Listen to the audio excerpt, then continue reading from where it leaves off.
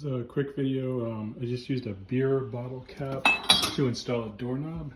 I have like a hollow core door and it was all stripped out. I was putting a new knob in it and there was nothing to really screw into. So the wood screws were just kind of spinning in the breeze.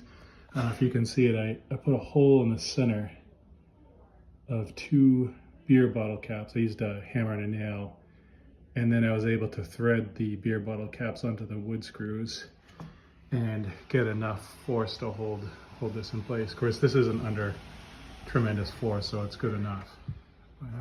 It just keeps it. It just was an easy solution for just for a stripped out door. It's just like all kind of hollow in there. And the way I first got it started with a hammer and nail. So I put the cap on this and just used a nail in the center of the cap and pounded a little hole into it to get started. And whichever way it kind of curls in, have the screw go the other way, and then actually the metal will pull against the screw and it'll actually be pretty tight.